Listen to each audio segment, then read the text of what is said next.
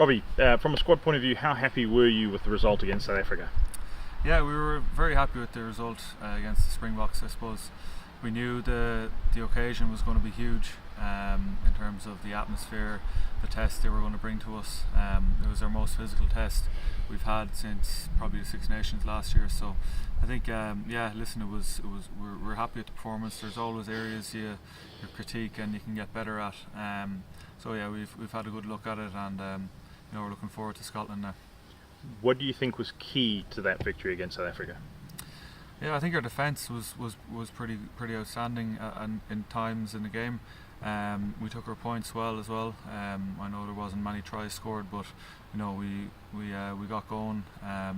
Took our points on the board with our penalties, and then obviously Mac's try in the first half was good as well. So I think, but overall our defence held strong against physical men, big men, and we knew they were going to challenge us. Up front and out wide, so I think we did well in that sense. What does it say about the squad's resilience and sort of focus that, you say you met them physicality, sort of dealt with them on defence? What does that say about your resilience as a squad? Yeah, I think it paints a good picture for us in terms of what we're about. We're not delighted with our. We're always pushing the standards. We're not content with where we're at. And we know coming into the next few games, we're going to have to up at another level. It was great in times in the game, but I think we need to bring it on again. And that physicality, that resilience in our defence, I think we need to bring that and have it more for an 80-minute performance. So I think that's what we're striving to achieve, and we're going to try and get better from it.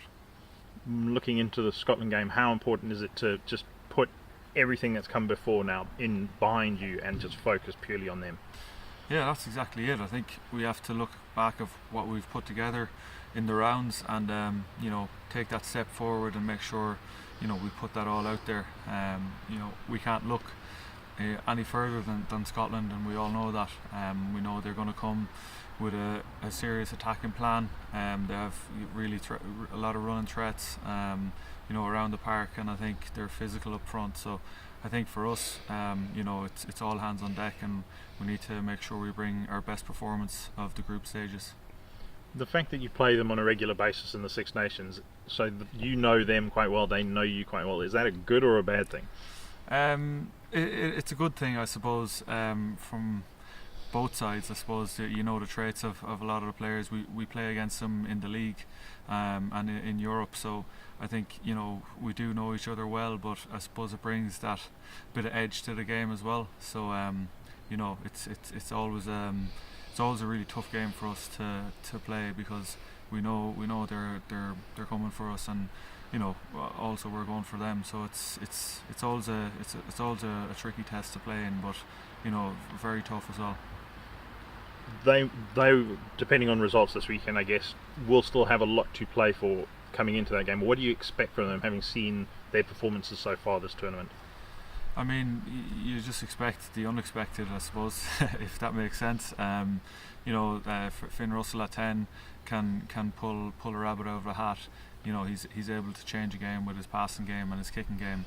And then I suppose their edge attackers in terms of Duan van der Merwe, if you give him space, he'll punish you. So I think that's for us. It's about making sure we're rock solid defensively, make sure we can deal with their threats. But yeah, as I said, it's going to be a full effort from the squad to make sure we're on it. And I just wanted to talk about a couple of players specifically. Sort of over the course of this tournament, Johnny Sexton broke Ronan O'Gara's record. Sort of how important has he been to Irish rugby over the last few years? He's been massive for us. He drives the standards in the group, and he leads by example. He leads by action, and behind the scenes with his voice as well. So he's really grown, I suppose, over the last few years when he's taken over as a captain, and he's really driven the standards. As I said, I'm delighted to see him take over as top point scorer, and it's absolutely well deserved, because he puts in such hard work throughout the year, you know, on and off the pitch, so to make sure he's right. So I suppose to see him come back from what was a very tough injury in the Six Nations against England and be back playing his best rugby, it's great to see. And Bundy Aki so far this tournament, 2 Man of the Match awards. I think it's 4 tries now. Yeah. What's he? You know, where's that sort of come from? What's he like, and how important is he to the way Ireland are currently playing? He's been brilliant. You'd know by looking at Bundy on TV, he's full of energy, both on and off the pitch. You know, he's a bubbly character in terms of, you know, he brings positive energy, jokes and laughs, and then when he plays, I suppose you see what he brings. You know, he's been unbelievable for us this year in terms of getting us go forward, and he's starting to score tries now. You see, so yeah, he's up there with near the top try scorer. So that's a new addition. We've been slagging him. He's been going on about his try record, but no, he's been good, and you know, his form has been brilliant. So yeah, he's been great for us. Final question, from a sort of fan point of view, when you were younger watching the World Cup, what was the defining Rugby World Cup moment that sort of stuck with you, that struck a chord with you? Yeah, good question. I remember the New Zealand World Cup. Forget the year. Was it 2012 maybe? No, not 2011. Sorry. Yeah, I remember getting up early, being in school, watching all those games, and I remember the Australia performance. You know, in those group stages, it was, you know, an amazing performance.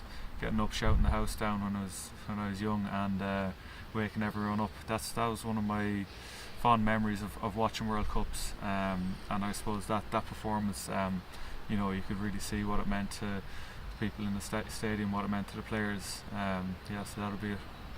What did it galvanise you as a young player to go, I want to be there, I want to experience it? Absolutely, yeah. I think I think the hype built around the World Cup, from when we were younger, we used to go also to our local rugby club to watch the games.